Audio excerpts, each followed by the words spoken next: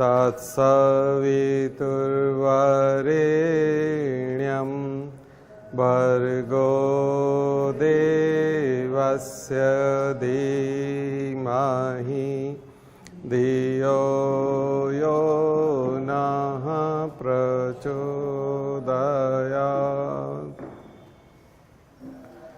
तो पिछली बार कहाँ तक बात की थी हमने? षड दर्शन वाला हुआ था, क्या हुआ था और क्या बात की थी? जैन और बौद्ध वाली बात की थी। अच्छा, बौद्ध वाला भी कुछ बताया था? नहीं बताया था, है ना? तो बौद्ध साहित्य आपको खास करके करना है। और हमारा नोट्स यदि आपके पास है तो फिर उससे बाहर तो अभी तक कोई क्वेश्चन नहीं आया है। हमारे नोट्स से बाहर तो कभी अभी तक कोई क्वेश्चन नहीं है ना? तो घुमा फिरा के सारे क्वेश्चंस वो आते वहीं से, बहुत डीप में है। पहले के समय में जब ऑप्शनल सब्जेक्ट के तौर पे चलता था ना हिस्ट्री, प्री में भी ऑप्शनल सब्जेक्ट होता था, तो उस हिसाब से वो नोट्स बनाया हुआ था। तो प्री में ऑप्शनल जब हिस्ट्री लेते थे तो डीप में पढ़ना पड़ता था, क्योंकि अपना ऑप्शनल तो खुद का ऑप्शनल तो डीप में पढ़ना पड़ता है। तो उस हिसाब से वो नोट्स है। तो आपको जनरल स्टडी में हम वो नोट्स दे रहे हैं, तो मुझे लगता है कि वो तो स्पेशलाइजेशन जैसा है, जनरलाइजेशन नहीं है, स्पेशलाइजेशन है। तो हिस्ट्री में इतना स्पेशलाइजेशन इसलिए करवाते हैं क्योंकि मेंस में भी आपको करना होता है। दूसरा, जैन बौद्ध और ये जो दूसरा दर्शन है ये आपको एथिक्स के पेपर में भी काम आता है, तो इसलिए इसको ज्यों का त्यों उधर ले लिया गया। तो गौतम बुद्ध और उनकी शिक्षाएं ये एथिक्स में ज्यों की त्यों आपको काम आएगी एथिक्स के पेपर में, इसलिए वहीं से पढ़िए, सबसे बेस्ट है। बाकी और सोर्स हो सकते हैं, एनसीईआरटी से भी पढ़ सकते हो और भी कई जगह से पढ़ सकते हो, लेकिन वो फिर थोड़ी तैयारी कराता है, कम तैयारी कराता है। भविष्य के बुद्धा के बारे में जैसे मैत्रेय है और पद्मपाणि हैं, तो तमाम प्रकार के बोधिसत्व कौन से बुद्ध के अवतार हैं, पारमिताएं कितनी हैं, 10 पारमिता हैं, उसमें से प्रज्ञा पारमिता, तो प्रज्ञा शब्द तो हम गायत्री परिवार में यूज़ करते हैं, तो बहुत इंपॉर्टेंट, शायद मैंने टर्म लिखवाया भी था, प्रज्ञा पारमिता लिखवाया था कि इसके बारे में स्पेशल लिखिए, प्रज्ञा पारमिता। एक लिखवाया था प्रतीत्य समुत्पाद, लिखा था आपने प्रतीत्य समुत्पाद? नहीं लिखा है तो लिख लीजिए, नोट्स कर लीजिए जो लोग नए हैं।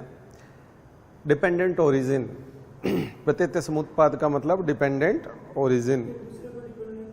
हाँ हाँ हाँ हाँ हाँ, थोड़ा वन वे है क्लास, है ना, कॉन्वर्सेशन नहीं।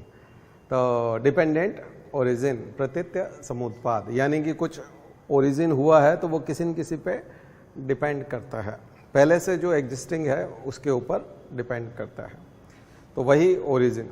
तो ये कर्म फल के सिद्धांत पर है, यानी कर्म का फल मिलता है। तो ये सारे सिद्धांत आपको उधर लिखने को मिलेंगे, कहाँ पर? मेंस में, एथिक्स में भी। तो आपको मैंने बताया था कि ये जो हिस्सा हम लोग पढ़ रहे हैं ये हिस्सा इधर भी काम आएगा, प्रीलिम्स में भी काम आएगा, मेंस के जीएस फर्स्ट में भी काम आएगा, जीएस सेकंड में भी काम आएगा, कई जगह कॉन्स्टिट्यूशन, पॉलिटी और उसमें, और फिर फोर्थ पेपर में काम आएगा, और सबसे ज़्यादा काम आएगा ये हिस्सा आपको ऐसे में, ऐसे राइटिंग। आजकल फिलोसॉफिकल ही ऐसे आ रहे हैं, सारे दार्शनिक ऐसे हैं, दर्शन पर आधारित ऐसे हैं, निबंध है, तो वहाँ आपको ये हिस्सा बहुत ज़्यादा काम आने वाला है। प्रतीत्य समुत्पाद तो आपको किसी न किसी ऐसे में लिखना ही होगा, ठीक है, चाहे वो किसी भी प्रकार की फिलोसॉफी की बात हो, आपका कोई सा भी टॉपिक हो, उसमें प्रतीत्य समुत्पाद तो आ ही जाएगा, ठीक है। तो अच्छे से नोट्स बना लीजिए, उसका एक एक पेज में बना लीजिए। देखिए, यूपीएससी की तैयारी में जब भी आप 1 पेज में, 2 पेज में कोई नोट्स बनाते हैं, बहुत अच्छे से तैयारी करते हैं, रटते हैं, आप उसको एग्ज़ाम में लिख के आते ही आते हैं। यानी कोई न कोई ऐसा प्रसंग आ जाता है, कहीं न कहीं ऐसी बात बनती है कि आपको वो लिखना ही पड़ता है। कोई भी बेकार तैयारी नहीं होती, कोई भी तैयारी बेकार नहीं जाती। जब भी आप कभी कोई गंभीरता से नोट्स बनाते हैं, रटते हैं, उसको पूरा पूरा याद कर लेते हैं, आपके अंदर वो होता है, तो वो निकल करके कॉपी में आता ही है, ठीक है। इसलिए जितना ज़्यादा आप अच्छे से तैयारी करेंगे किसी भी हिस्से की, वो आप एग्ज़ाम में लिखेंगे ही लिखेंगे। तो ऐसा नहीं होता कि वो बचा रह गया, वो और आप युद्ध के मैदान से बिना लड़े आ गए, आपके पास जो कुछ भी आप ले जा रहे हैं उन हथियारों से आप लड़ करके आएंगे, उन्हीं हथियारों से आपको लड़ना होगा। बस जिसके पास जितना बड़ा कलेक्शन होगा और जितना अच्छा कलेक्शन होगा, ज़्यादा भी होना चाहिए और अच्छा भी होना चाहिए, वो आदमी जीत जाएगा। तो ये फाइट है ज़्यादा और अच्छे की, ज़्यादा से ज़्यादा होना चाहिए और अच्छे से अच्छा होना चाहिए, ठीक है। तो इसलिए किसी भी चीज़ को तैयार करते समय जब भी हम बोलें कि ये वाला तो आप कर ही लीजिए, तो उसको हिचकिचाइए मत, उसको कर डालिए, हो जाएगा, कहीं नहीं जाने वाला, वो काम आने वाला है, मार्क्स देने वाला है आपको, ठीक है। जैसे हमने बार बार बताया था, बायोस्फीयर रिजर्व रट लो, नेशनल पार्क रट लो, हम बार बार बोलते हैं। इसी तरह से फंडामेंटल राइट्स बोलते हैं, डीपीएसपी बोलते हैं, ये सब चीज़ें लिखनी पड़ती है, ढेरों चीज़ें। कम से कम यूपीएससी के मेंस में 700-800 चीज़ें ऐसी है जो आपको लिख के आनी ही पड़ती है, हर साल लिखनी पड़ती है। और उन 700-800 में से 500 भी किसी के पास है तो वो आईएएस हो जाता है। आया समझ? तो एक एक पेज की 1.5 पेज की है वो 700-800 चीज़ें जो है वो एक एक 1.5 पेज की है। मैं बताऊंगा उनमें से एक एक ये है, प्रतीत्य समुत्पाद और प्रज्ञापारमिता, 2 चीज़ें तो यही है। ऐसे ही डीपीएसपी उनमें से एक चीज़ है, ऐसे ही नेशनल पार्क एक चीज़ है, ऐसे ही वाइल्ड लाइफ सेंचुरी एक चीज़ है, ऐसे ही बायोस्फीयर रिजर्व एक चीज़ है। तो कितनी सारी बता दिया, एक एक 1.5 पेज की, 2 पेज की है बस, लेकिन ये आपको लिख के आनी पड़ेगी। और इनमें से 600 वो पूछेगा और 500 आपने लिख दी, 600 में से 600 के आसपास पूछेगा वो। हर साल क्वेश्चन होता है ऐसा कि जिसमें ये लिखना ही होती है। ऐसा नहीं सीधा सीधा क्वेश्चन नहीं आएगा कि ये वाला आपने जो रट के आए हैं वो लिखो, ऐसा नहीं आएगा उसका नाम नहीं आएगा, लेकिन क्वेश्चन कहीं ना कहीं ऐसा होगा जिसमें इनको आपको यूज करना पड़ेगा। ऐसे ही बौद्ध धर्म है, ठीक है ना। तो बौद्ध धर्म के बिना यूपीएससी होता ही नहीं, प्री भी नहीं होता। प्री में एक क्वेश्चन बौद्ध धर्म का, एक जैन धर्म का, हर साल होता है, हर साल। लेकिन उसके बावजूद भी लोग गलत करते हैं, क्योंकि वो क्या करते हैं कि जैसे 5 पेज में बौद्ध धर्म का नोट्स है, हमारा नोट्स करीब लगभग 5 पेज में है। लोग क्या करते हैं, 1 या 2 पेज पढ़ते हैं। जब 1 आध साल नहीं होता है, 2 साल नहीं होता है, तो फिर वो तीसरा पेज पढ़ते हैं, फिर वो चौथा पेज पढ़ते हैं। और जिस साल वो 5 पेज पढ़ते हैं उस दिन उनका क्वेश्चन सही हो जाता है। हो सकता है किसी दिन 3 पेज में भी क्वेश्चन ठीक हो जाए, लेकिन उसमें संभावना कम होती है। आप पूरा पढ़ जाइए ना, छोड़ते क्यों हैं, पूरा पढ़ जाइए। भाई आप केवल पत्नी और बेटे का नाम क्यों याद रखना चाहते हैं, पिता और माता का नाम भी याद कर लो, फिर उनका जन्म जहां हुआ वो क्यों याद रखना चाहते हो, जहां मृत्यु हुई वो भी याद रखो। फिर उनके ऊपर जो हम बोलते हैं अभिधम पिटक है, विनय पिटक है, सुत्त पिटक है, तो केवल एक का डिटेल क्यों करते हो, तीनों का डिटेल कर जाओ। फिर जितने प्रकार के बुद्धा हैं उनमें से 1 या 2 प्रकार के बुद्धा क्यों करते हो, सारे बुद्धा कर जाओ, जितने बुद्धा हैं वो सब कर जाओ। वायर जलने की कुछ, हाँ स्मेल कुछ ऐसा, तो वो सारा क्यों नहीं कर जाता। जिस दिन आप सारा कंप्लीट करके चले जाओगे उस दिन हो जाएगा। तो करना क्या होता है, प्रॉब्लम एक होती है कि पहली बार जब आदमी तैयारी करता है तो बड़ा सिलेक्टिव करता है, अच्छे से रिवीजन में नहीं करता, उसको ठीक से नहीं करता, थोड़ा थोड़ा पढ़ता है उसको। पूरा पढ़ो, अच्छे से पढ़ो, फिर रिवाइज भी कर जाओ, एक ही बार में अच्छा कर जाओ, हो जाएगा। थोड़ा सा गेम्बल हो जाता है कभी कभी कि 40% क्वेश्चन जो है वो करंट बेस्ड होते हैं, किसी साल 60% करंट बेस्ड होते हैं। करंट अफेयर्स से जुड़े हुए क्वेश्चन 60% जिस साल ज्यादा होते हैं, और आपने करंट अफेयर्स को अगर कम पढ़ा है तो उस साल आपका दिक्कत हो जाती है। और स्टैटिक बेस्ड किसी साल 60% होता है और आपने उसको बहुत अच्छा कर रखा है तो आपकी चांदी हो जाती है।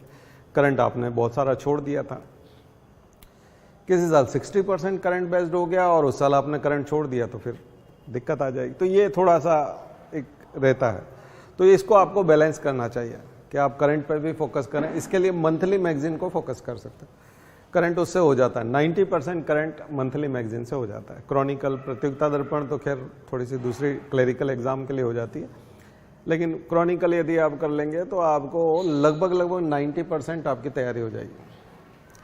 करंट अफेयर्स की तैयारी हो जाएगी 90%।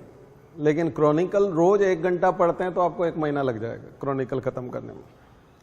1 से 1.5 घंटा रोज पढ़ेंगे तो 1 महीना पूरा लगेगा क्रॉनिकल। अगले महीने फिर आ जाएगी, अगर आपने छोड़ दिया तो बैकलॉग तैयार हो जाएगा, फिर दिक्कत हो जाएगी। तो 1 से 1.5 घंटा क्रॉनिकल रोज पढ़िए, 1 महीने में तैयार हो जाएगा। लेकिन क्या रोज पढ़ने से हो जाएगा? नहीं, ऐसा है कि फिर आप जो है ना, जो अप्रैल और मई का महीना है जिसमें एग्जाम होता है मई के महीने में, मार्च के बाद का क्रॉनिकल अभी आप ड्रॉप कर सकते हैं। तो फिर अप्रैल और मई में वो जो पूरा पढ़ा है और जितना अंडरलाइन किया है उसको रिवाइज करिए, नहीं तो भूल जाएंगे सब, तब तक भूल चुके होंगे। तो एक बार रिवीजन बहुत ज़रूरी होता है करंट अफेयर्स का। तब 4 घंटे करंट अफेयर्स का रिवीजन करिए डेली, और उन्हीं को करिए जो आपने अंडरलाइन किया है और पेज सेलेक्ट किया है। जो पेज काम के नहीं उनको मोड़ दीजिए, चिपका दीजिए, स्टेपल कर दीजिए या फिर फाड़ दीजिए। जो पेज काम के नहीं है, फालतू है, पहली टाइप है, ऐसे ही क्लेरिकल टाइप है, आपको लगता है ऐसे ही फालतू का निबंध है, ये पढ़ने लायक नहीं है, उस पेज को या तो फाड़ दीजिए या फिर स्टेपल कर दीजिए, चिपका दीजिए या मोड़ दीजिए। तो पेज पलटने का टाइम वेस्ट भी नहीं करना है, ठीक है ना। तो ऐसा करके एक छोटा मैगजीन बन जाएगा जो 150-200 पेज का है, मुश्किल से 70-80 पेज का हो जाएगा। काम की चीज़ें, आपके काम की चीज़ें, अंडरलाइन की हुई चीज़ें, फिर उनको रिवाइज करने में आपको 1.5 महीने से ज़्यादा नहीं लगेगा। तो ऐसी प्रैक्टिस आप करंट अफेयर्स की कर लीजिए। थोड़ा सा मैं सोर्स पे और उस पर आपके ऊपर बता ही रहा हूँ, क्योंकि आप पूछ रहे थे तो मैंने सोचा कि इसमें भी बता दूँ, क्योंकि बीच बीच में हमको ये करना पड़ेगा। स्टैटिक वाले का ऐसा है कि स्टैटिक जिसकी प्रैक्टिस ज़्यादा होती है, आप ये समझ सकते हैं करंट अफेयर्स पैदल चलने का अभ्यास जैसा है या सीढ़ी चढ़ने का अभ्यास है, और जो स्टैटिक का अभ्यास है वो तैरने, स्विमिंग के अभ्यास जैसा है। तो स्विमिंग का अभ्यास और सीढ़ी चढ़ने के अभ्यास में अंतर होता है। कोई 1 साल से सीढ़ी चढ़ रहा है और कोई 10 साल से सीढ़ी चढ़ रहा है, ज़्यादा फर्क नहीं पड़ता, ठीक है। बल्कि ज़्यादा उम्र होने की वजह से हो सकता है वो और धीमी गति से सीढ़ी चढ़े और नया आदमी और तेज़ी से चढ़ जाए। तो करंट अफेयर्स ठीक वैसे ही होता है। लेकिन तैरने का अभ्यास जिसका ज़्यादा है, और जितना ज़्यादा है और जितना अच्छा है वो उतना अच्छे से तैरेगा, नया व्यक्ति उसको मात नहीं दे पाएगा। स्टैटिक का अभ्यास तैरने जैसा है, स्विमिंग जैसा है। जो जितना अभ्यास करेगा वो उतना ज़्यादा गेन करेगा। तो स्टैटिक में आपको समय बिताना चाहिए, या फिर यूँ कहें कि पहली बार में ही अच्छे से पढ़ना चाहिए। इग्नोर करते हुए पढ़ेंगे चीज़ों को। कई बार आप देखोगे कि तैयारी के पहले साल में आपको वो चीज़ समझ में नहीं आई, सेकंड ईयर में आपको समझ में आई, अच्छा इसका मतलब ये था। तो ये चीज़ें जो है बिना गाइडेंस के जब पढ़ते हैं तो उससे होता है। देखिए, कोचिंग का इंपॉर्टेंस यही है कि वो पहले साल में आपको वो चीज़ बताता है जो 4 साल में आप खुद हासिल करने वाले हो। सिविल सर्विसेज की तैयारी कठिन नहीं है, टाइम टेकिंग है, टाइम लेती है। चीज़ों को समझने में, एनालिसिस को समझने में टाइम लगता है। अगर आप खुद तैयारी कर रहे हैं तो हो सकता है कि उसमें 4-5 साल लग जाए। उन साधारण सी चीज़ों को समझने में भी जो क्लास में पहले दिन समझाई जा रही है, पहले दिन आपको बताए, तो वो जो कोचिंग में जो टीचर बताता है वो कोई बहुत बड़ा काम नहीं करता। बहुत सरल सी बात कोई आपको बताता है, लेकिन वो पहले ही दिन बता देता है आपको। उस टॉपिक को शुरू करता है, उसी दिन आपको बता देता है कि ये बहुत इंपॉर्टेंट चीज़ है और उसका मतलब क्या, और ये सॉल्व कैसे होगी और इसको कैसे तैयार करेंगे। सेल्फ स्टडी में क्या होता है कि हम 1 साल, 2 साल, 3 साल, 4 साल, 5 साल में उसको हासिल करते हैं और बहुत खुशी मिलती है उससे, क्योंकि हमने खुद ने हासिल किया होता है। पर टाइम लग जाता है, 5 साल लग जाते हैं उसी चीज़। बस एक चीज़ की खुशी होती है कि हमने खुद ने किया, हमने किसी की मदद नहीं ली। ये सेटिस्फेक्शन तो मिलता है। पैसा खर्च नहीं किया, हमने किसी का एहसान नहीं लिया, हमने किसी से पूछा नहीं है, हमने खुद ने हासिल किया, हमने इसको सरल कर दिया। तो सरल करने की प्रक्रिया को वो 5 साल में कर पाता है। यहाँ कोचिंग में ये समय बचता है। कोचिंग में वो 5 साल आपके कम हो जाते हैं। 5 साल से आप 1 साल में ही वो चीज़ समझ जाते हैं, क्योंकि आपको सरल करके बता दिया जाता है। तो जो लोग सक्षम हैं और कोचिंग कर सकते हैं वो अपने 4 साल बचा सकते हैं, 3 साल बचा सकते हैं। और अगर नहीं कर सकते हैं तो फिर खुद से मेहनत करके हासिल करेंगे, खुशी तो मिलेगी, अच्छा भी लगेगा, गौरव भी रहेगा। लेकिन यह है कि इस बीच में आपकी परीक्षा है। आज जितना आप सेक्रीफाइस कर पा रहे हैं, आज इतना आप मन लगा पा रहे हैं, आज जो आपके घर की परिस्थितियां ठीक वैसी ही बाद में भी बनी रहेंगी कि नहीं, उतना ही अच्छा स्वास्थ्य आपका बाद में भी बना रहेगा कि नहीं। बहुत सारी चुनौतियां हैं जिंदगी में। जैसे अचानक से कोरोना आया और उसने सब कुछ बदल के रख दिया, किसी को समझ में नहीं आया था। अभी भी गवर्नमेंट ऑफ इंडिया ने एडवाइजरी जारी की है कि कोरोना जिनको गंभीर तौर पे जो लोग बीमार हुए थे वे सावधान रहें एक्सरसाइज करते समय, दौड़ते समय, क्योंकि उन्हें हार्ट अटैक हो सकता है। तो बीमारी होके निकल गई, कई लोग स्वस्थ भी हो गए, कई लोग नहीं, अच्छे खासे लोग स्वस्थ हुए। 95% लोग बीमारी से निकल करके भी आए। बीमार हुए थे, गंभीर रूप से भी हो गए थे, लेकिन 95% लोगों ने रिकवरी कर ली, वहाँ से निकल आए उस बीमारी से। लेकिन उनको खतरा तो बना हुआ है ना, शरीर तो अंदर से डैमेज हो चुका है, खराबी तो आ चुकी है। तभी तो गवर्नमेंट ऑफ इंडिया एडवाइजरी जारी कर रही है, हेल्थ मिनिस्ट्री ने किया ना, कि आपको सावधान रहने की ज़रूरत है। तो ये तो किसी ने नहीं सोचा था। ऐसी बहुत सारी ऐसी चीज़ें भविष्य में आती जाती है, इसलिए कंपटीशन बढ़ता जाता है। हर साल कंपटीशन बढ़ रहा है, हर साल कंपटीशन बढ़ता जा रहा है। अभी जैसे इस वर्ल्ड कप में जो खिलाड़ी खेल रहे हैं, मान लीजिए कोई इस लायक हो गया था जो इस वर्ल्ड कप में खेल सकता था और इसमें नहीं जा पा रहा, अब 4 साल बाद तो कम से कम 50 और ऐसे प्लेयर खड़े हो जाएंगे, क्योंकि हर साल IPL चलता है और वो सब 50 और ऐसे प्लेयर खड़े हो जाएंगे जो 11 में खेलना चाहेंगे, 15 में आना चाहेंगे ना, और वो प्रयास भी करेंगे। तो कंपटीशन तो बढ़ ही रहा ना।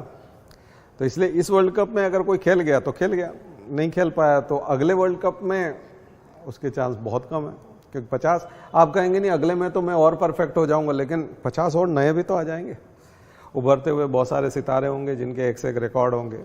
इन 4 सालों में जो लोग तरह तरह के रिकॉर्ड बनाएंगे, उनकी निगाह पड़ेगी चयन समिति की और वो उनको लेंगे। ठीक ऐसे ही आपके कंपटीशन का हाल है। आपके कंपटीशन में भी हर साल नए लोग शामिल हो रहे हैं। हर साल 1000 लोग सेलेक्ट होते हैं। उस लिस्ट में 1000 लोगों की लिस्ट में 300 साढ़े 300 लोग होते हैं जो फर्स्ट अटेम्प्ट में ही सेलेक्ट होते हैं। 300 से ज़्यादा लोग होते हैं जो फर्स्ट अटेम्प्ट में ही सिलेक्ट होते हैं, यानी उन्हें केवल 21 साल के होने का इंतजार है बस, और वो सेलेक्ट हो जाएंगे। तो ऐसे लोगों की संख्या बढ़ती जाती है, वो आपको बाहर करेंगे। तो 2 तरह की चुनौतियां, एक अपने परफॉर्मेंस को बरकरार रखना, ऊंचाइयों पे ले जाना, पहले से अच्छा करते जाना, और एक जो लोग नए आ रहे हैं और जो केवल 21 का होने के इंतजार कर रहे हैं। मैं जानता हूं ऐसे कम से कम मैं ऐसे 15 लोगों को जानता हूं जो 21 के होने का इंतजार कर रहे हैं। जिस दिन वो 21 के होंगे वो IAS हो जाएंगे। उनमें कुछ तो 9th में है, कोई 11th में है, कोई फर्स्ट ईयर में, केवल उनका 21 का होना है बस। जिस दिन 21 के होंगे वो IAS है। 15 लोग तो मैं ही जानता हूं। पूरे देश में कितने हैं, है ना। इसलिए ये कंपटीशन है। कई लोग सोचते हैं ये हार्ड वर्किंग है, ये मेहनत है, ये तैयारी है। तैयारी अपनी जगह है, तैयारी करनी पड़ती है, लेकिन आपका किसी से कंपटीशन है, उसके अंदर तैयारी है। तैयारी किसी के सापेक्ष है, निरपेक्ष तैयारी नहीं है। आप सड़क पे अकेले नहीं दौड़ रहे कि आपकी मसल्स की परीक्षा है, रोड खराब है, आपके जूते कैसे हैं उसकी परीक्षा है, नहीं। उसकी परीक्षा दूसरे के पास कितना अच्छा माहौल है, दूसरे के मसल्स कितने स्ट्रांग है, उसको आज सुबह खाने पीने को क्या मिला, उसका जूता कितना अच्छा है, उसने दौड़ने की कितनी प्रैक्टिस कर रखी है, उसके अकॉर्डिंग आपके दौड़ने की परीक्षा है। तो हम वो सापेक्षता भूल जाते हैं, रिलेटिविटी भूल जाते हैं। हम एब्सोल्यूट तरीके से दौड़ना चाहते हैं और उसमें अपने आप को खुद को शाबाशी देते हैं कि हमने ठीक किया तो है, हम अच्छा दौड़े तो हैं, हमने ठीक से सब कुछ खर्चा किया तो है। दूसरा कितना कर रहा है और आप कितना कर रहे हैं, उसके अकॉर्डिंग ये एग्ज़ाम बिल्कुल कंपटीशन है। कंपटीशन में प्रतिद्वंदी के हिसाब से चलता है और आप केवल 1% प्रतिद्वंदी को ही पहचान पाएंगे जिनको आप जानते हैं। आपके कॉम्पिटिटर में से आप केवल 1% को जान सकते हैं, 1% से ज़्यादा को आप नहीं जानते। 99% कॉम्पिटिटर कहाँ हैं, किस कंडीशन में है, वो रिजल्ट आएगा उसी दिन पता चलता है कि अच्छा ये भी भिड़े हुए थे, अच्छा ये टॉप 10 में चले गए। इसलिए तो टॉपर को भी नहीं पता होता कि वो टॉप कर रहा है, क्योंकि उसको जो इंडिया टॉप कर रहा है उसको भी लगता है कि उससे धुरंधर 1000 लोग होंगे, लेकिन उन 1000 की लिस्ट में सबसे पहले नंबर पे होता है, सबसे आखिरी में पता चलता है उसको कि वो टॉपर है, तभी तो वो एक्साइटमेंट रहता है। आज बात समझ में आ रही है? तो किसी के सापेक्ष कंपटीशन जो है वो जब लड़ा जाता है तो उसकी तैयारी डिफरेंट होती है, उसमें सेटिस्फैक्शन से काम नहीं चलता। आप किसी भी समय में सेटिस्फाइड नहीं हो सकते कि अब मेरा परफॉर्मेंस इस लायक हो गया कि अब मुझे और पढ़ने की जरूरत नहीं, ऐसा नहीं हो सकता। ठीक है ना? स्कूल के लेवल पे हो सकता है, एक क्लास से दूसरी क्लास में जंप करने पर हो सकता है, क्योंकि आप टीचर को जानते हैं, पुराने पेपर्स को जानते हैं, आपकी क्लास के सारे बच्चों को जानते हैं, तो आपको लगेगा कि नहीं मेरा पिछली बार 87% बना था और मैंने क्लास में टॉप किया था, इस बार मैंने 89% के बराबर लिखा है और मैं फिर क्लास में टॉप करने जा रहा हूँ। तो उसमें आइडिया लग सकता है, क्योंकि दूसरे की स्ट्रेंथ जानते हैं आप, कमजोरियाँ जानते हैं, वीकनेस जानते हैं, यहाँ नहीं जानते। तो इस चीज़ को समझिएगा थोड़ा।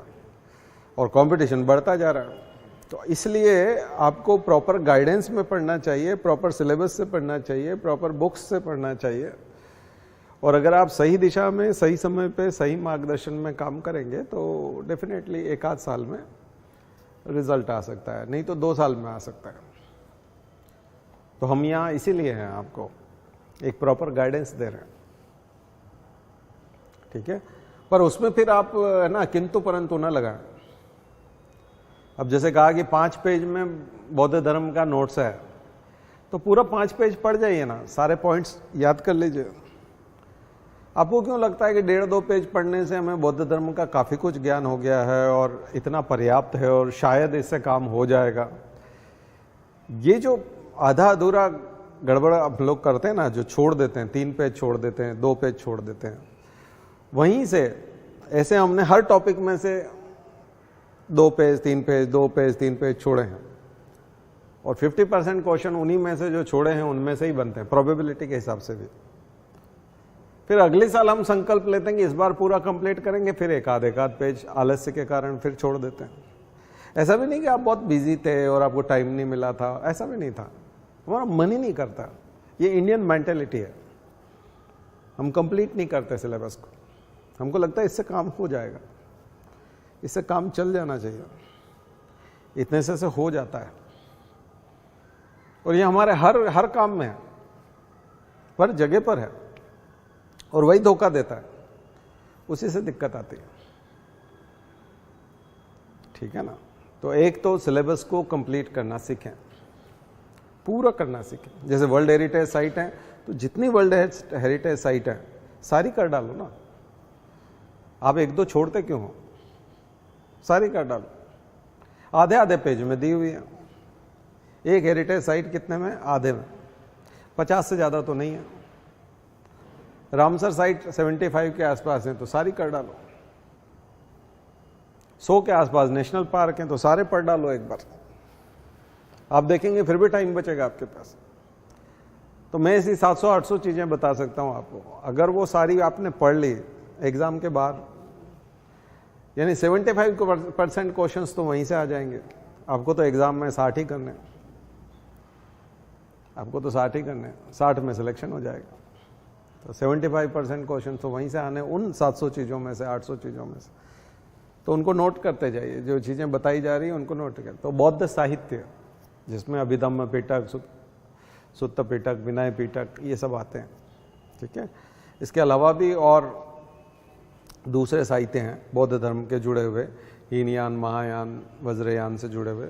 आर्य मंजूश्री मूलकल्प, जो वज्रयान का तांत्रिक साधना का वो जो है एक बुक है, आर्य मंजूश्री मूलकल्प, वो कर लीजिए, ऐसा साहित्य आप करते जाइए, ठीक है। चलिए, तो जो भगवान बुद्ध थे उन्होंने भी उपनिषदों का ज्ञान लिया था आलार कलाम से, उपनिषदों की बात की थी। उपनिषद जिन्हें वेदांत कहा जाता है, मैंने पहले भी उपनिषद करवा दिए थे उस दिन, उपनिषद नहीं हुए थे, उपनिषद की बात नहीं हुई थी। तो 108 उपनिषद हैं, उनमें से 13 उपनिषद बहुत इंपॉर्टेंट है। तो आप नोट्स में जाएंगे तो उन 13 उपनिषद का वर्णन आपको मिल जाएगा। उसमें वेद है, मैंने बताया था आपको, वेद के बाद उपवेद आते हैं, उपवेद के बाद में संहिताएं आती हैं, संहिता के बाद में ब्राह्मण आते हैं, ब्राह्मण के बाद में आरण्यक आते हैं, और आरण्यक के बाद में उपनिषद आते हैं। तो हर वेद का अपना खुद का अपना एक उपवेद है, अपना संहिता है, हर वेद की अपने ब्राह्मण हैं, हर वेद का अपना आरण्यक है, और फिर उसका उपनिषद है। सब अलग अलग वेदों के हैं। इसका मतलब ये वेदों के ऊपर एक्सप्लेनेशंस हैं, भाष्य हैं, टीकाएं हैं, इनको टीका बोलते हैं। ये एक्सप्लेनेशन है। वेद समझ में नहीं आते तो उनको एक्सप्लेन करने के लिए ये सब चीज़ें रखी गई थी। तो भगवान बुद्ध ने भी वेदों को तो उतनी महत्ता नहीं दी, लेकिन उन्होंने भी उपनिषदों का ज्ञान अर्जित किया था। यही चीज़ भगवान महावीर को भी मिली। तो उपनिषद जो हैं हमारे भारतीय संस्कृति के, भारतीय आर्ष साहित्य का एक बहुत बड़ा हिस्सा है। और औपनिषदिक ज्ञान जो है, ये जो नॉलेज है, ये एनलाइटेंड वाला है पूरा, यानी कि स्वप्रकाशित है, और आपको ऐसा ज्ञान देता है कि उसमें ज़्यादा गुंजाइश नहीं बचती, उसका विरोध करना संभव नहीं है, क्योंकि तार्किक है, रैशनल है, और स्पष्ट है, क्लियर है, और एग्जाम्पल के साथ है, और कार्य कारण संबंधों के साथ बताया हुआ है, कॉज एंड इफेक्ट के साथ बताया हुआ है। इसलिए उसमें बहुत ज़्यादा गुंजाइश नहीं होती। देखा जाए तो वो साइंटिफिक है।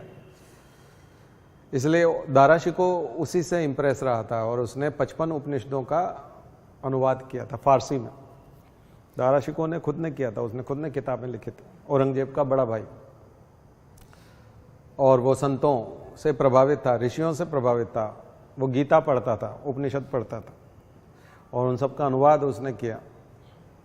और इसी वजह से और ज़्यादा उसकी बहन जहाँ आरा, उसने भी ये सब किया था। एक बहन औरंगजेब के साथ थी, एक बहन दाराशिको के साथ थी। और शाहजहां का ख्याल भी मरते दम तक जहां आरा ने ही रखा था। भारत एक सीरियल आप देखेंगे तो उसमें वो पूरा दिखाया हुआ है, ठीक है ना। तो दाराशिको एक बड़ा नाम है। उपनिषदों की बात आएगी तो शोपेनहावर, दाराशिको, शोपेनहावर, ये वो व्यक्ति हैं जो अब कौन लेके जाता है? Max Muller. मैक्स मुलर लेके जाता है जर्मनी में, वो जर्मन भाषा में अनुवाद करता है, शोपेनहावर उसको इंग्लिश में अनुवाद करते हैं, और वहाँ से फिर पूरी दुनिया में उपनिषद माने जाते हैं। और भारत में डॉक्टर राधाकृष्णन, डॉक्टर अंबेडकर भी, गांधी, रविन्द्रनाथ टैगोर, ये सब उपनिषदों को पढ़ने वाले लोग रहे। इन्होंने भारतीय संस्कृति को उपनिषदों से ही समझा है। उपनिषद क्या है? क्वेश्चन आंसर फॉर्मेट में जो डिसिपल हैं वो अपने मास्टर से क्वेश्चन करते हैं, यानी शिष्य अपने गुरु से क्वेश्चन करते हैं कि गुरु जी बताइए कि ये तो हम सहमत नहीं है आपसे, ये कैसे हो रहा है, फिर वो क्लियर करते हैं। वही चीज़ उपनिषद है। और वेदों की चीज़ों को, बहुत कठिन चीज़ों को उसमें सरल करके बताया हुआ है। तो इसलिए उपनिषद पे जरूर एक टिप्पणी लिखिए, कहीं न कहीं काम आएगी आपको। समय मिले तो उपनिषद गंगा देख लीजिएगा। चंद्र प्रकाश द्विवेदी ने उपनिषद गंगा बनाया है, बहुत अच्छे एपिसोड हैं, अलग अलग टॉपिक के ऊपर हैं, लेकिन उसको देख लीजिएगा, बहुत ही अच्छे से बताया हुआ है, आप कर सकते हैं, ठीक है। तो ये साहित्य जो है ये कहलाता है वेदांत। और यही वेदांत वो है जो आदि गुरु शंकराचार्य ने उठाया था 7वीं शताब्दी, 8वीं शताब्दी में, केरल से निकले थे। और आपको पता है केरल में 1st सेंचुरी में ही क्रिश्चियनिटी आ गई थी, ईसाई धर्म आ गया था, वहाँ चर्च आ गए थे, लोग प्रभावित हो रहे थे और चर्च की तरफ जा रहे थे। लेकिन केरल से वे व्यक्ति निकल करके वेदांत की बात करते हुए, उपनिषदों, गीता और ब्रह्मसूत्र, इन तीनों को मिला करके वेदांत कहा जाता है। मीमांसा जिसको बोलते हैं, ब्रह्मसूत्र मतलब मीमांसा। इन तीनों का अध्ययन उन्होंने किया और उन्हीं ने 4 मठ स्थापित किए भारत में, और उसी को हम लोग बोलते हैं फर्स्ट रेनेसा, पहला पुनर्जागरण। हिंदू धर्म एक तरह से सो गया था, बौद्ध धर्म हावी हो गया था, हिंदू धर्म सो गया। तो सोए हुए हिंदू धर्म को जगाने का काम शंकराचार्य ने 8वीं शताब्दी में किया। पूरे भारत की यात्रा की, मध्य प्रदेश में यहीं पर शंकराचार्य जी की प्रतिमा भी बन रही है ओंकारेश्वर में। उसका कारण भी आपको समझ में आ जाएगा। एकात्मवाद की बात करते थे, एक ही आत्मा है, एको वही ब्रह्म, एक ही ब्रह्म है, और ब्रह्म सत्यम जगत मिथ्या। वो बोलते हैं ये ब्रह्म जो है यही सत्य है। अद्वैतवाद, नॉन ड्यूअलिज्म, दूसरा कोई नहीं है, यही है, दूसरा कोई नहीं है। वेद भी यही कहते हैं और उपनिषद भी यही कह रहे हैं। बहुदेववाद में विश्वास नहीं है, मोनोथिज्म, एक ही है, ईश्वर एक ही है, उसके अलावा कोई नहीं है, और हम भी उससे अलग नहीं है, ईश्वर से हम भी अलग नहीं है, हम भी वही हैं। आप में भी वही समाया हुआ है, हम में भी वही समाया हुआ है। गुरु नानक भी यही बात करते थे, सभी इस जगत के बंदे हैं और सब में एक ही नूर समाया हुआ है, वही बोलते थे, सब में एक ही नूर समाया, एक ही नूर समाया मतलब वही, और सबका मालिक एक। कुछ भी ये जितने भी सिद्धांत हैं सारे के सारे अद्वैतवाद, अद्वैतवाद। मोइनुद्दीन चिश्ती भी यही कहते थे, मुसलमानों में जो फकीर थे और सूफी संत थे, तो वो भी एक ही बात करते थे, अल्लाह। और अल्लाह अकबर का मतलब भी ये कि एक ही अल्लाह है, यानी एक ही है, वो परमपिता परमात्मा एक ही, उसका नाम चाहे अल्लाह रख लो चाहे ईश्वर रख लो। तो ये सारे लोग, चाहे शंकराचार्य हों, चाहे विवेकानंद हों, चाहे वो सबका मालिक एक वाले साईं बाबा हो, चाहे वो गुरु नानक देव हों, ये सब के सब एक ही भाषा बोलते हैं। लेकिन माधवाचार्य आए थे तो उन्होंने कहा नहीं, द्वैताद्वैतवाद, द्वैत भी है और अद्वैत भी है, यानी जिसे हम कह रहे हैं कि इसके अलावा कोई नहीं है, उसके अलावा भी कोई है। और शुद्धाद्वैत और विशिष्टाद्वैत, उन्होंने कहा जो ये जो द्वैत है वो जो अद्वैत है वो अलग है और वो बहुत विशिष्ट है, बहुत ही स्पेसिफिक है। वो जो अलग है वो बहुत ज़बरदस्त है, वो इतना वो नहीं है, हम लोग तो बहुत नॉर्मल है, वो बहुत ज़बरदस्त है।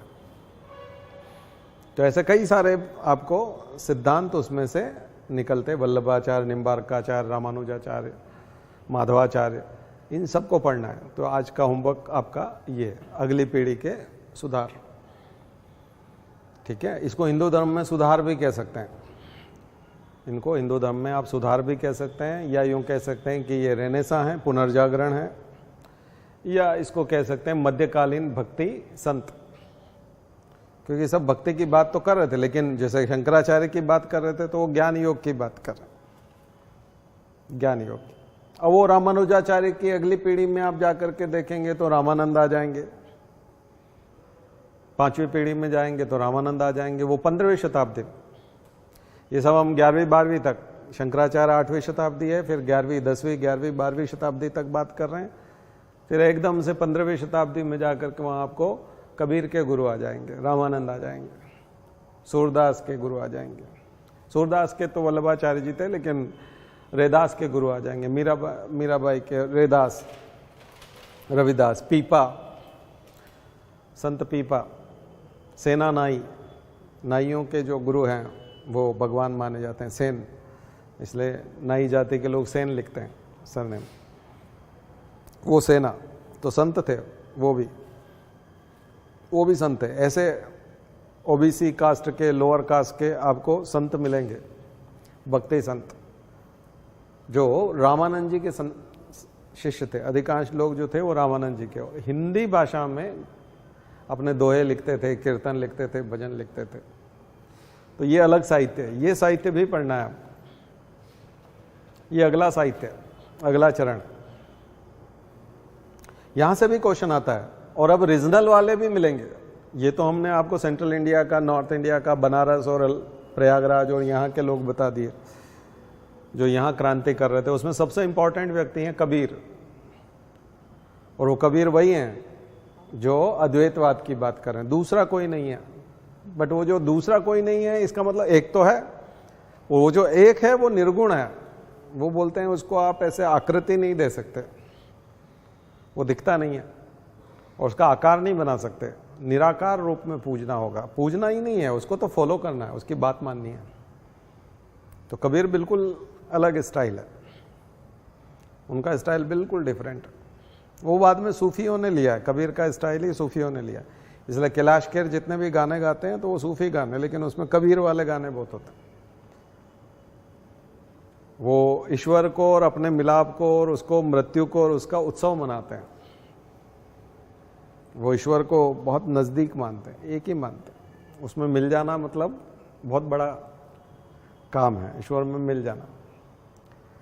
और उन्होंने इतने दोहे लिखे, लेकिन समाज को परिवर्तित करने के लिए, समाज को साथ में लेकर के उन्होंने कटाक्ष किया, समाज को ठीक करने का प्रयास किया। समाज में जो जो गतिविधियां गड़बड़ हो रही थी, जिनकी वजह से समाज का पतन हो रहा था, उसको उन्होंने बीच बीच में उसको ठीक करने की कोशिश किया। इसलिए वैसा साहित्य जो है वो क्रांतिकारी साहित्य है, और उस समय में कोई बोल नहीं सकता था वैसा,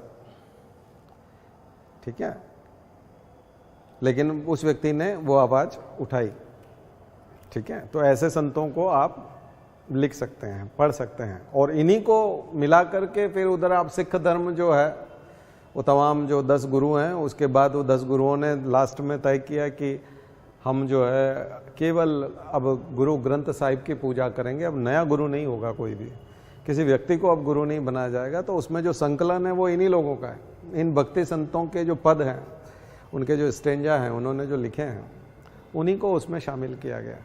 रैदास को शामिल किया है, सबसे ज़्यादा रैदास को किया है, कबीरदास को किया है, मीराबाई के भजन है, संत एकनाथ के हैं, तुकाराम के हैं। तो उधर महाराष्ट्र में जाएंगे तो मराठी भाषा में सबसे बड़े संत हुए हैं ज्ञानेश्वर, भावार्थ दीपिका लिखी हुई। तो ये साहित्य इस बार का आज का होमवर्क आपका ये वाला साहित्य, भावार्थ दीपिका, जिसको मराठी भाषा में ज्ञानेश्वरी उसको बोलते हैं, ज्ञानेश्वरी, ज्ञानेश्वर ने लिखी है इसलिए उसका नाम, वो भगवत गीता का ही अनुवाद है एक तरह से। भगवत गीता का अनुवाद मैंने आपको तमिल में भी बताया था, एक तरह से थिरुकुरल, संत तिरुवल्लुवर ने लिखा था, थिरुकुरल, कुराल लिखे हैं बहुत सारे मन, यहाँ हम लोग श्लोक बोलते हैं, वहाँ कुराल बोलते हैं, और थिरुकुरल उसको बोलते हैं थिरुकुरल। वो तो तिरुवल्लुवर के जो ये पद हैं, यही डॉक्टर एपीजे अब्दुल कलाम अपनी स्पीच में, कभी भी स्पीच देना होती थी उनको, तो वो इसी से शुरू करते थे, थिरुकुरल्स में ये लिखा है, ऐसा करके ही वो अपने कोट से शुरू करते थे।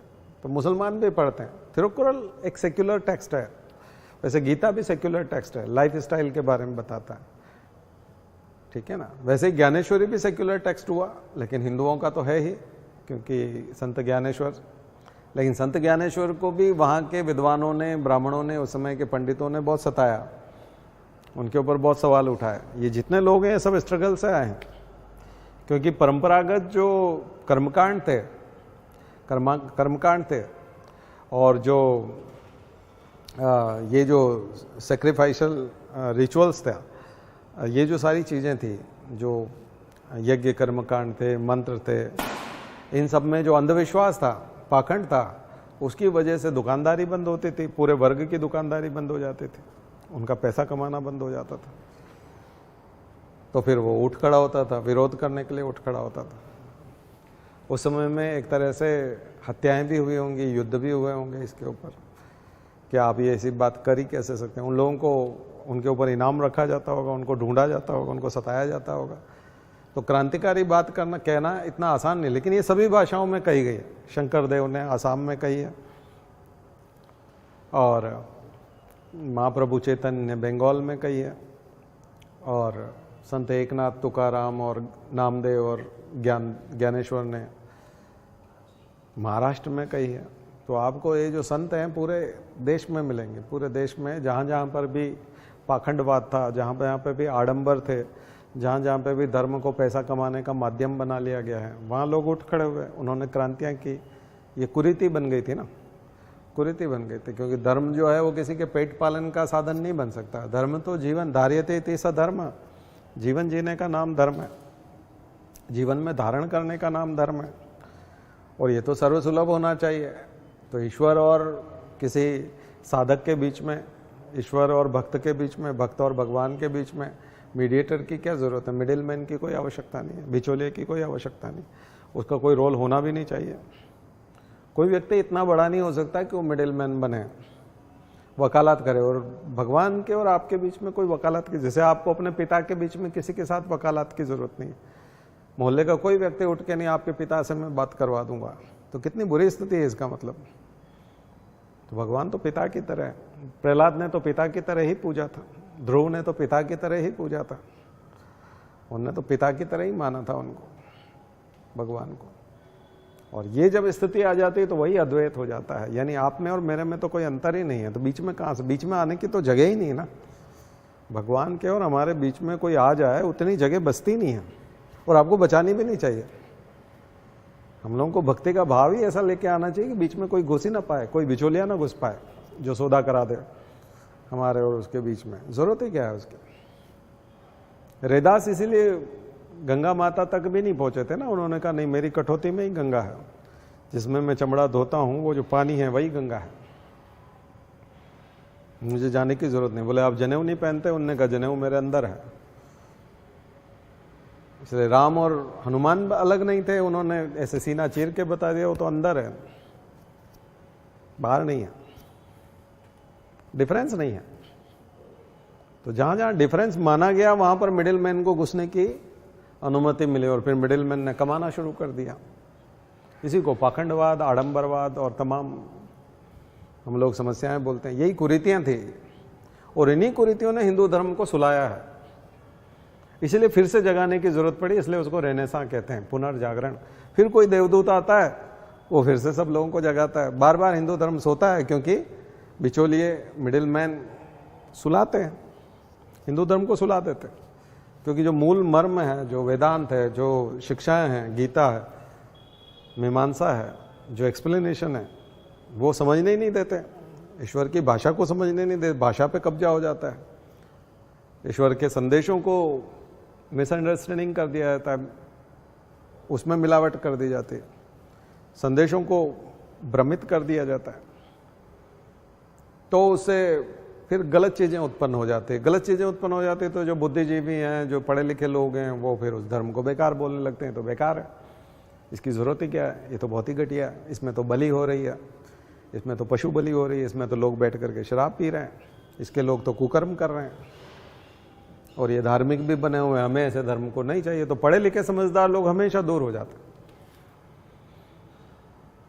फिर वही एक क्रांति की जरूरत पड़ती है। तो इसलिए कई बार हुआ है, कई बार हुआ। इसीलिए दयानंद सरस्वती ने बोला था वेदों की ओर लौटो। राजा राम मोहन राय ने भी एकेश्वरवाद की बात की थी। जो कमजोर हैं उन पर अत्याचार शुरू हो जाते हैं, महिलाएं कमजोर है तो उनको जलाना शुरू कर देते हैं, दलित कमजोर हैं जाति के हिसाब से उनको निम्न बता करके उनसे छुआछूत शुरू कर दी जाती है, उनको गांव के बाहर भेज दिया जाता है, मंदिर में प्रवेश वर्जित कर दिया जाता है, पूजा पाठ करने से रोक दिया जाता है, धर्म ग्रंथ पढ़ने से रोक दिया जाता है। ऐसा हमेशा हुआ है, हर युग में हुआ है। तो ये जब जितना युग परिवर्तन हुआ है, इसी को तो युग परिवर्तन कहते हैं कि कोई न कोई देवदूत आता है, पूरा कालीमा हटाता है, कालिक हटाता है, फिर से धर्म काम का बन जाता है, आम आदमी का बन जाता है। परम पूज्य गुरुदेव इस युग में यही लेके आए हमारे गुरुजी। गायत्री परिवार की स्थापना इसलिए की गई कि गायत्री को आम आदमी की बना दें, सद्बुद्धि का, और सद्बुद्धि पर एकाधिकार न रहे, एक वर्ग विशेष का एकाधिकार न रहे। सद्बुद्धि सभी की है, अच्छी बुद्धि की आवश्यकता सभी को है, सभी धर्म के लोगों को है, सभी जाति के लोगों को है, सभी इकोनॉमिक क्लास के लोगों को सद्बुद्धि की आवश्यकता है। और मंदिर ना आए तो सूर्य मंत्र है, सविता का मंत्र है। तो सूर्य भगवान तो किसी के साथ भेदभाव नहीं करते। मजदूर को भी सूर्य उतना ही दिखाई देता, बल्कि अमीर लोगों को कम दिखाई देता। एक तो वो लेट भी उठते हैं, गाड़ियों में रहते हैं, शीशा चढ़ाए रहते हैं। ज़्यादा सूर्य के कांटेक्ट में कौन रहता है? तो गायत्री के ज़्यादा कांटेक्ट में आम आदमी रहता है, गरीब आदमी रहता है। रोड पे काम करने वाला गायत्री के कांटेक्ट में ज़्यादा रहता है, ठीक है ना। गायत्री मतलब सूर्य, सूर्य मंत्र, और उसकी तेजस्विता का आभास भी उसी को सबसे ज़्यादा होता है। तो विटामिन डी की कमी से जूझ रहे हैं लोग। गरीब आदमी को विटामिन डी के कैप्सूल नहीं लेने पड़ते, गोलियां नहीं खानी पड़ती। वो जितने लोग शीशे चढ़ा के रहते हैं, छाया में रहते हैं, उन सबको विटामिन डी अलग से खाना पड़ता है। कई लोग ऐसे ऐसी ऐसी घटनाएं होती है कि दूध लेने के लिए जब जाते हैं, ऐसे तपेला उठा करके कि इसमें 2 किलो 3 किलो दूध, हड्डी टूट जाती है। 3 किलो दूध नहीं थाम सकते क्योंकि विटामिन डी नहीं आता, इतने में हड्डी टूट जाती है। 3 किलो दूध भी नहीं उठा पाते, ठीक है ना। लेकिन उन लोगों को देखो जो पत्थर तोड़ रहे हैं, उन लोगों को देखो जो सड़क बना रहे हैं, जीवन सफल है उनका। बहुत सारे, ठीक है कि हमारे यहाँ असमानता है और हम लोग जो है उतना हम उनके साथ न्याय नहीं कर पाते, लेकिन स्वास्थ्य के दृष्टिकोण से उनका स्वास्थ्य उत्तम है। वो बिना गोली खाए जो भोजन आता है उस पूरे भोजन को खा जाते हैं और पूरा भोजन उनको हजम भी हो जाता है और उनकी आयु भी लंबी होती है। वो तो दुर्घटना होने पर, चोट लगने पर उनका प्रॉपर इलाज नहीं हो पाता, इस वजह से कई बार उनकी मृत्यु होती है और वो अकाल मृत्यु में जाते हैं। अदरवाइज वो बहुत लंबी आयु करते हैं। दूसरी तरफ आप आरामदायक जीवन वाले लोगों को देखो तो वो बहुत दुखी हैं। 50 तरह की बीमारियां हैं, तमाम प्रकार की साधन सुविधाएं, पैसा होने के बावजूद बहुत परेशान है, बहुत टेबलेट्स खानी पड़ती हैं। टेबलेट के बल पे ही जिंदा है, ठीक है ना। तो कुछ तो सूर्य के नजदीक होने का फायदा। तो रविदास जो मैं बात बता रहा था वो सूर्य के ही दास बताया गया। रविदास, रैदास तो उनका अपभ्रंश है, नाम था रविदास जो सूर्य के दास है। इसका मतलब वो गायत्री भक्त थे, उनको संत शिरोमणि कहा जाता है, संतों में सबसे बेस्ट बताया जाता है रविदास। इसलिए रविदासिया संप्रदाय है पूरा एक, जो रविदास जी को मानता है। मीरा ने उन्हीं को गुरु बनाया था। मीरा के समय में एक से एक संत थे, बहुत सारे संत थे, लेकिन मीरा ने गुरु किनको बनाया? उनको, ठीक है। तो ऐसे ही सूरदास, वल्लभाचार्य जी के जो ग्रुप वाले जो थे, आगे जा करके उसमें बहुत बड़ा नाम हुआ है सूरदास, ठीक है ना। सूरदास ने बड़े ग्रंथ लिखे हैं। रसखान एक बहुत बड़ा नाम है, रसखान का साहित्य भी आप लोग देख सकते हैं, भगवान कृष्ण से संबंधित रसखान। कृष्ण मार्गी और राम मार्गी दो प्रकार की भक्ति है। बाद में एक बड़ा नाम हुआ है गोस्वामी तुलसीदास, जिन्होंने रामचरितमानस लिख करके राम जी के चरित्र को आम जनता तक पहुंचा दिया। पहले विशेषाधिकार प्राप्त लोग ही राम को जानते थे, जो संस्कृत जानते थे, क्योंकि रामायण संस्कृत में थी और संस्कृत पढ़ना जिनको आता था और जिनको संस्कृत समझने में आता था वही राम के चरित्र को जानते थे। राम की स्टोरी को जानना, मुझे लगता है कि 25 साल की उम्र के आसपास आदमी राम को जान पाता होगा, आम जनता नहीं जान सकते थे। जिसने 25 साल की उम्र तक गुरुकुलों में अध्ययन नहीं किया, ऐसे लोग शायद राम को नहीं जान पाते होंगे। और जो अनपढ़ थे, कम पढ़े लिखे थे, वो लोग तो राम को बिल्कुल भी नहीं जान पाएंगे। जो कभी गुरुकुल नहीं गए वो बिल्कुल नहीं जान पाएंगे। छोटी उम्र में बच्चे को अगर आप राम को बताना चाहते हैं, राम के बारे में, बिल्कुल नहीं जान पाएगा। और वो जो रामायण है वो बड़ी क्लिष्ट है, उसके राम भी बिल्कुल अलग हैं। वाल्मीकि के राम बिल्कुल डिफरेंट है, उनके आदर्श अलग हैं, उनकी कहानी अलग है, उनके किस्से अलग हैं, बिल्कुल डिफरेंट स्टोरी है। सहज रूप से उतरती नहीं है, मन में नहीं उतरती है। जबकि रामचरितमानस के जो राम हैं वो आम जनता को अपने राम लगते हैं, खुद के अपने मोहल्ले के राम लगते हैं, अपने खुद के जिंदगी के एहसास होता है उनको।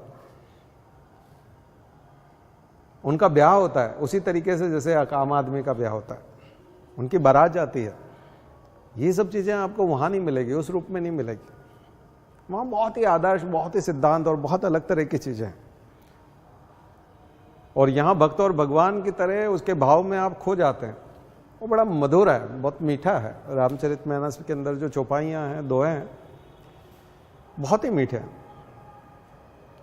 फ्लेट अगर कोई लोग बोल देंगे तो, अगर उसी को कोई गा करके अगर बोले तो, जैसे बड़े बाग मानुष तन पावा, सुर दुर्लभ सद ग्रंथ न गावा, तो हमारे यहाँ शांति कुंज में दुबे जी सुनाते हैं, तो वो अलग तरीके से सुनाते हैं। वो सुनाते हैं, बड़े भाग मानुष तन पावा, बड़े भाग मानुष तन पावा, सुर दुर्लभ सद ग्रंथन गावा। या फिर इसी को ऊंची तान में सुना देंगे। अगले, मेरे को तो अगला उसका नहीं आता। बड़े भाग मानुष तन पावा, सुर दुर्लभ सद ग्रंथन गावा।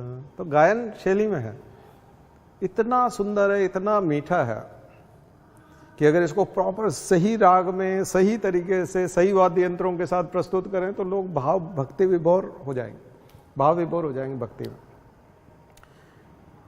आप एक एक चीज, भगवान राम का विवाह हुआ, भगवान राम का जन्म हुआ, भगवान राम से जुड़ी हुई जितनी उनकी एक एक उसके ऊपर गीत बने, और सबसे ज़्यादा तो रविंद्र जैन ने रामायण में बहुत ही खूबसूरत गीत बनाए, बहुत ही। सिनेमा का कोई संगीत इतना छूता नहीं है जितना रविंद्र जैन जी ने जो है रामायण में संगीत बनाया है। आप कभी उनके बीच बीच के गीत सुनेंगे तो वही इतने वायरल हैं।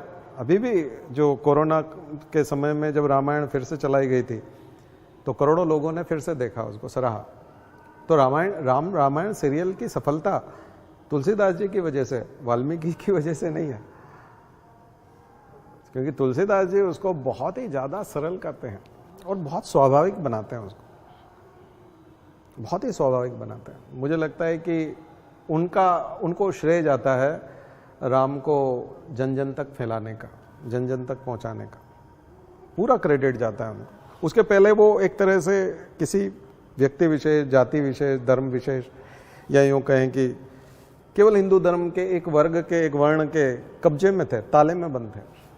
वो ताला उन्होंने खोल के उनको बिल्कुल सबके लिए वितरित कर दिया और उसका लाभ सभी को मिलता है। बहुत सारे मुस्लिम रामलीला में भाग लेते हैं पूरे देश में, हर शहर में आपको कौन कोई मिल जाएगा कि हमारे यहाँ ये जो मुस्लिम है ये लक्ष्मण बनते हैं, ये जो मुस्लिम है ये हनुमान जी बनते हैं।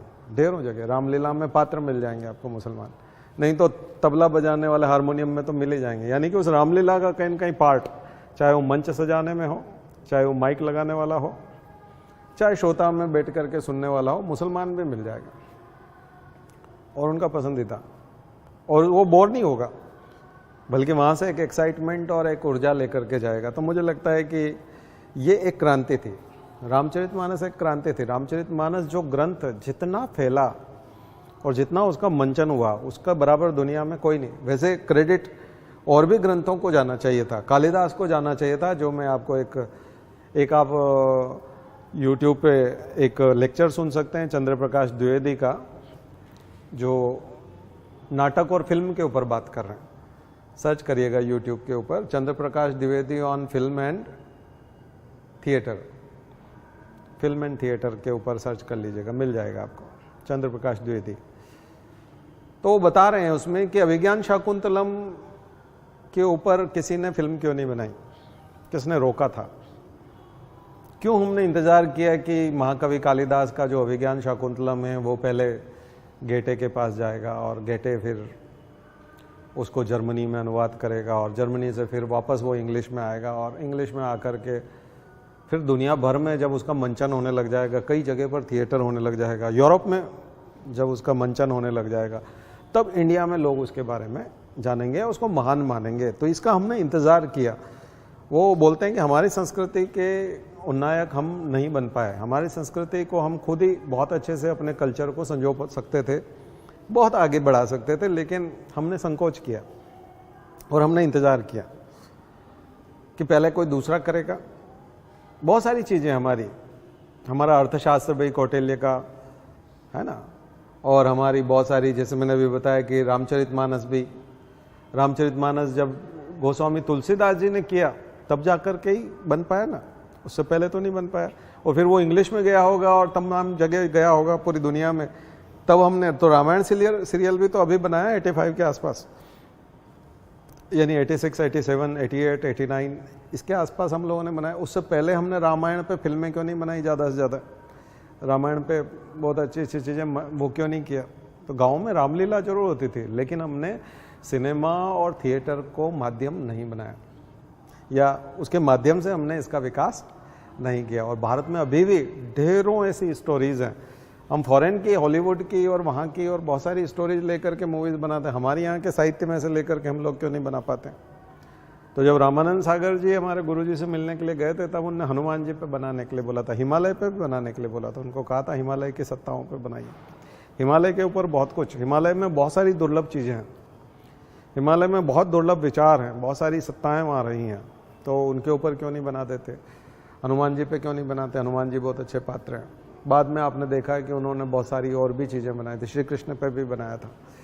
तो ये सब हम लोगों ने बहुत इंतजार किया, और जब विदेशी जान गए और पूरी दुनिया जब उसको फॉलो करने लगी तब जाकर के हम यहाँ कर पाए। तो ये एक दुर्भाग्य था हमारा, ठीक है ना। तो इसको ठीक करना चाहिए था, और ये हम किसी दूसरे को दोष नहीं दे सकते क्योंकि ये तो हमारे पास था। इसमें कोई अंग्रेज नहीं रोक रहे थे कि आप इसका नहीं करोगे। किसने रोका था उस समय में? आलम आरा बना था, उससे पहले हरिश्चंद्र मूवी बना दी थी अंग्रेजों के समय में। तो हरिश्चंद्र मूवी बना दी थी, पहली मूवी भारत की हरिश्चंद्र। तो हरिश्चंद्र की मूवी बनाते समय अंग्रेजों ने रोका होता तो हरिश्चंद्र की मूवी थोड़ी बन पाती। तब राम क्यों नहीं बनाया आपने? हम 1947 तक राम के ऊपर या कृष्ण के ऊपर क्यों नहीं बना पाए? 1960 में क्यों नहीं बना पाए? कोई मूवी इतनी प्रसिद्ध राज कपूर की या किसी और दूसरे की क्यों नहीं है? क्यों हमने दूसरे विषयों पर ही बनाया? तो ये एक सोचने वाली बात है कि हमारे यहाँ के फिल्म मेकर्स, हमारे यहाँ के राइटर हमारी कल्चर को उतना अच्छा प्रमोट नहीं कर। वो जरूर सुनिएगा, उसमें आपको बहुत सारे सिद्धांत मिलेंगे। उपनिषद गंगा उन्होंने इसीलिए बनाया क्योंकि उपनिषदों के ऊपर पहली बार कोई व्यक्ति सीरियल लेके आया। अभी तक किसी ने उपनिषदों पे नहीं बनाया। यहाँ लोग पागल हैं उपनिषदों के पीछे। दाराशिको पागल था। दुनिया के कई देश के लोग कॉपी कर रहे थे उपनिषदों को, लेकिन हम लोग नहीं कर रहे थे। तो कल्चर को तो कोई दूसरा आपको बचा के देगा, तब आपका बच्चा है तो आप सुरक्षा करोगे ना उसको। आपका बच्चा कहीं सड़क के पे गया और बस के नीचे आता आता पड़ोसी ने बचा के आपको पकड़ा के दिया, अब आप कहोगे इसका ख्याल रखना चाहिए। क्या पागलपन है? आपको होश क्यों नहीं है? आप अपनी धर्म संस्कृति को क्यों बचाने के लिए पागल नहीं हो? आपको होना चाहिए, ठीक है ना। तो फिर जब वो लोगों को जानने में नहीं आएगी और बहुत सारे लोग जब नहीं देख पाएंगे तो फिर वो आलोचना करेंगे, हंसी उड़ाएंगे उसकी, फिर खिल्ली उड़ेगी, फिर आप कहोगे ये ऐसा कर रहे हैं, फिर आप उसका गला काटोगे या फिर उसकी वो करोगे। तो आपने बचाया कहाँ है? तो हर कोई श्रेष्ठ बताता फिरेगा अपने आप को। तो बहुत सारी श्रेष्ठ चीज़ें हैं, और जब आप ये सब अच्छाइयाँ जब उभर करके नहीं आती तो फिर बुराइयाँ अपने आप उसमें से निकल करके बाहर आ जाती है ना। ठीक है, बोलते हैं ना अनाचार बढ़ता है कब? सदाचार चुप रहता है जब। सदाचार चुप रहेगा तो फिर बुरी चीज़ें आ जाएंगी। तो उसी को फिर हम लोग वेस्टर्नाइजेशन कहते हैं। उसी को हम लोग फिर जो है कहते हैं कि धर्म परिवर्तन हो रहा है, लोग छोड़ के भाग रहे हैं। आपके धर्म में यदि बहुत ज़्यादा रस मिलेगा, मीठापन होगा, सामीप्यता होगी, प्रॉक्सिमिटी होगी, ज़्यादा से ज़्यादा लोगों को गले लगाया जाएगा, ज़्यादा से ज़्यादा लोगों को प्यार दिया जाएगा, तो मुझे नहीं लगता कोई छोड़ करके जाएगा। ठीक है, उसको नुकसान महसूस होगा। तो ये वहाँ तक आएगा रामचरितमानस वाला हिस्सा। ठीक है, तो ये साहित्य जरूर जो है यहाँ का कर सकते हैं। ठीक है, तो आज की बात यहीं रखते हैं। कल फिर हम लोग दूसरे साहित्य की ओर चलेंगे। शांति पाठ। ओम द्यौ शांति अंतरिक्षगुम शांति पृथ्वी शांतिरापः शांतिरौषधयः शांति वनस्पतयः शांतिर्विश्वे देवाः शांतिर्ब्रह्म शांति सर्वगं शांति शांतिरेव शांति सामा शांतिरेधि।